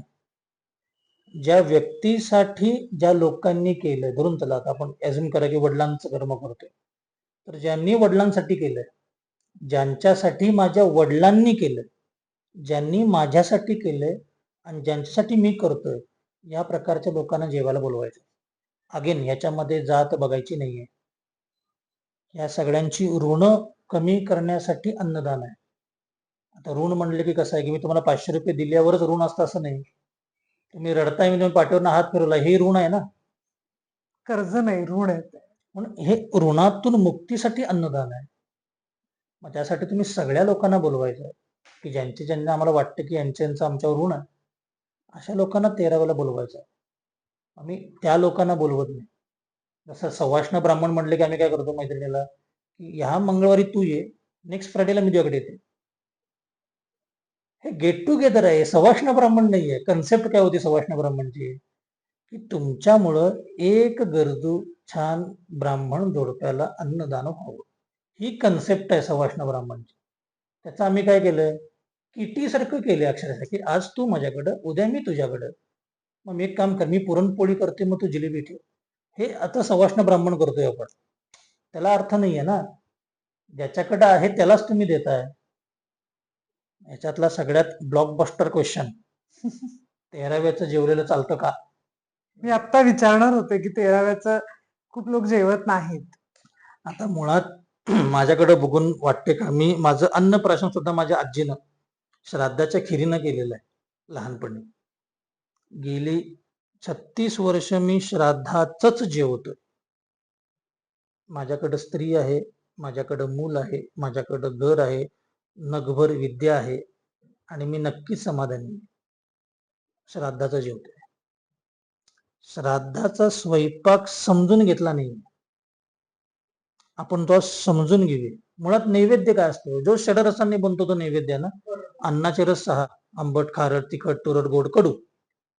श्राद्धाचा स्वयंपाक जर बघितला ट्रॅडिशनल, शिरा भात म्हणजे श्राद्धाचा स्वयंपाक नाही, की ह्याच्यामध्ये हे साहीच्या साही रस असतात, प्लस शिजवलेलं अन्न असतं, भाजलेलं असतं, तळलेलं असतं, उकडलेलं असतं. म्हणजे काय, की अन्न ज्या ज्या पद्धतीनं बनतं त्याही पद्धती अवलंबायच्यात. अशा पद्धतीने आपण नैवेद्य दाखवतो म्हणतो ना. तुम्ही घरामध्ये देवाला काय करता? नैवेद्य दाखवता. खायला घालतो म्हणत नाही. दाखवणे म्हणजे काय आहे, की त्या अन्नाचा वास देणं म्हणजे दाखवणं. सगळं कर्म वासनेशी निगडीत आहे. आता वासना म्हणले की दुर्दैवानं मला एकच शिकवली, लस्ट.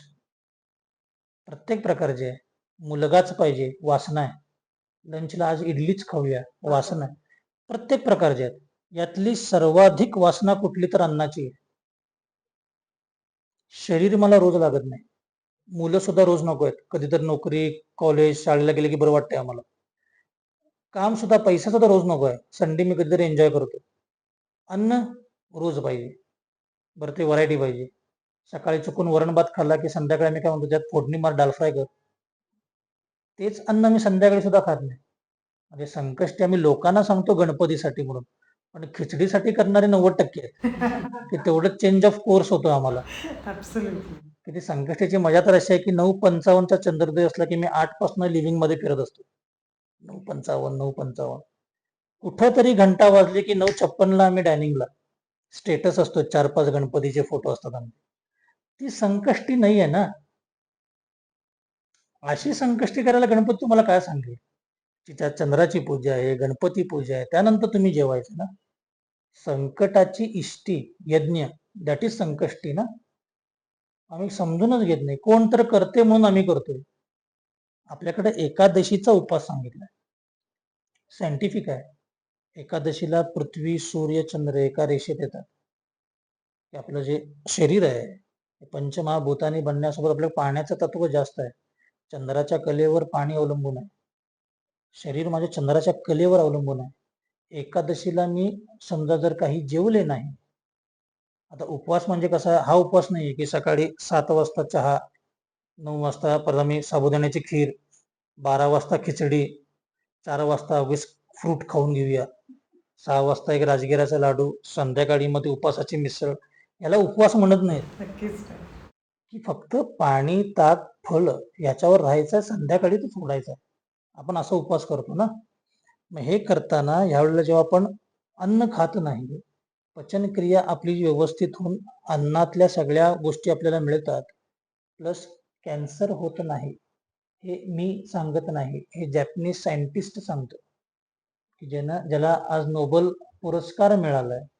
की त्या सायंटिस्टनं सांगितले की वर्षातनं 24 फास्ट करा फक्त पाण्यावर, तुम्हाला कोणताही कॅन्सर होणार नाही. एकादशा किती असतात? 2. शुक्लातली एक, कृष्णातली एक. 12×2=24. जो डायहार्ड वारकरी आहे, कुठलाही शोधून काढा कॅन्सर झालेला, हा धर्म आहे. आम्ही उगाच त्या लोकांकडे वेगळ्या नजरेने बघतो. सायंटिस्टने सांगितलं की पटतं. आपल्याकडे ह्या गोष्टी आधी पण सांगितल्या आहेत ना लोकांना, म्हणून आपल्याकडे उपवास तसे आहे. मग नैवेद्य जो आहे, म्हणून आपल्याकडे दाखवणे म्हणतात, की माझी सगळ्यात जी वासना आहे ती मी तुला देतो. मग मी ती चेक करत नाही, वास घेऊन देत नाही, चव घेऊन देत नाही. यासाठी आपण नैवेद्य दाखवतो. त्याच्यात सुद्धा प्रॉब्लेम कसा आहे आमचा, म्हणजे आम्ही लोकांना सांगतो सगळ्यांना, काय ना बघी सगळ्यांना एकसारखं करत नाही, ह्याला एक त्याला एक करते असं आम्ही बोलतो. आता तुम्हीच मला सांगा, देवाचं नैवेद्य आमचं मस्त फुल स्केल ताटलीत असतं. गाईचा नैवेद्य केवढा असतो? गाय खाणार आहे तो. नदी इन्क्लूडच करत नाही मी. चला नदी खाणार नाही, मासे खातील, वॉटेवर, तो नंतर विषय. गाय खाणार आहे. एवढा नैवेद्य देवांचा का? मी बॅटिंग करणार. मी खाताना व्यवस्थित पाहिजे, इकडच्या बाजूला चटणी पाहिजे, तिकडच्या बाजूला भाजी पाहिजे, मध्ये पोळी पाहिजे, कारण तो मी जेवणार आहे. गाईचा कसा असतो, पोळी, त्याच्यावर एक चमचा भाजी, इकडे काकडी, असं आपण सगळं ठेवून गाईला देतो. आमच्याकडूनच एकसारखं देवत नाही. सोसायटीकडनं तुम्ही कसली अपेक्षा करता की त्यांनी तुम्हाला एकसारखं द्यावं? गाईला सुद्धा मी पूर्ण ताडभर देऊ शकत नाहीये. इथपर्यंत मी आहे. मग जर मलाच ह्या गोष्टी देता येत नाही, मी समोरच्याकडनं अपेक्षा का ठेवावी की यांनी मला द्याव्यात? म्हणून आपल्याकडे नैवेद्य दाखवणे म्हणतात की तो उलटा दाखवायचा असतो पितरांचा. कारण पितर दक्षिणेकडून पूर्वेकडे येतात अँटी क्लॉक. म्हणून तो उलटा दाखवायचा. कारण पितरांची इथं अन्न पाणी नाही. ज्या ठिकाणी ते राहतात तिथं अजून फूड अँड वॉटर या दोन्ही गोष्टी अजून आम्हाला एक्सप्लोर झालेल्या नाही आहेत. आमच्याकडे अवेलेबल आहेत. म्हणून आपल्याकडे नैवेद्य दाखवला जातो. आम्ही तेव्हा काय म्हणतो, गुरुजी एका गरीबाचं पोट भरलं असतं, दही भातच दाखवूया. ज्या व्यक्तीला आपण बोलवतोय, आता अन्न ही आपली सोर्स ऑफ एनर्जी आहे. ह्याला अन्न लागत नाही, ह्याला इलेक्ट्रिसिटी लागते. ही त्याची सोर्स ऑफ एनर्जी आहे. तसंच ते ज्या प्लॅनेटवर असतील तिथली जी एनर्जी आहे ही आमच्याकडची अवेलेबल एनर्जी त्यांना तिकडे ट्रान्सफर करणे म्हणजे श्राद्ध करतो आपण. उदाहरणार्थ, तुम्ही आता ऑस्ट्रेलियाला गेलात, तिथं तुम्हाला समजा एक $20 मिळाले. तो माणूस म्हणला की $20 तुम्ही इंडियात गेल्यानंतर मी तुम्हाला पाठवून देतो. तो $20 त्या बँकेत भरणार. तोच बँकेचा एम्प्लॉय फ्लाय करून येऊन तुमच्या घराने $20 देतो का? तो त्या तुमच्या अकाउंटला भरणार, इकडे तुमच्या अकाउंटला जमा होणार. इथला एम्प्लॉय डिफरंट आहे, तिथला डिफरंट आहे. देताना डॉलर दिलेत, येताना रुपये आले, पण तीच अमाऊंट मिळाली ना मला, कन्वर्ट होऊन मिळाले. 20 भरलेत, 80 डॉलर असेल तर मला 1600 मिळाले असतील. एनर्जी तेवढीच मिळाली मला. आम्ही असं क्लेम करू शकत नाही की अरे डॉलर दिले नाहीत, मला मिळाले ना तुला रुपये. तसंच माझ्याकडची जी सोर्स ऑफ एनर्जी आहे ती दिली. जे तिथं राहणार आहे ते सोर्स ऑफ एनर्जी त्यांच्याकडे त्या पद्धतीनं ट्रान्सफर करून घेतात. म्हणून आपल्याकडे 6 रस काय इन्क्लूड केले की माझ्या वडिलांना बोलवल्यानंतर त्यांना कुठल्याही अन्नाबद्दल वासना उरू नये. समजून चला की तुम्ही तुमच्या आईसोबत, मुलीसोबत, नातीसोबत असं आपण 4 पिढ्या घेऊ, जेवायला गेलात. तुम्ही डॉमिनोजला नाही जात, तुम्ही अशा हॉटेलला जाता की जिथं दाल खिचडी पण असेल, चायनीज असेल, मेक्सिकन वगैरे मिळत असेल. थोडक्यात काय की सगळे मेन कोर्स मला मिळतील अशा ठिकाणी जातात. हीच कन्सेप्ट आहे ना इथं. आंबट पदार्थ पाहिजे तर आंबट पदार्थ माझ्याकडे पाहिजे, तिखट म्हणा तर तिखट पाहिजे. ह्यासाठी हे 6 रस आहे. सगळ्यात महत्वाचं, आयुर्वेदिक सिद्धांतानुसार नैवेद्य जो श्राद्धाचा जो स्वयंपाक आहे तो आपल्या शरीरासाठी खूप हेल्दी आहे. आमसुले चटणी असते, पित्त होत नाही. काकडीची कोशिंबीर असते, पोटातलं पाण्याचं प्रमाण व्यवस्थित राहतं. त्यानंतर खीर असते, सुरुवात खिरीनं करतो, पचनक्रियेला सुरुवात होते, इग्निशन ऑन होते. कमी प्रमाणात खाल्लेला बटाटा कोलेस्ट्रॉलसाठी चांगला आहे. आळूची भाजी पोटातली घाण काढतं.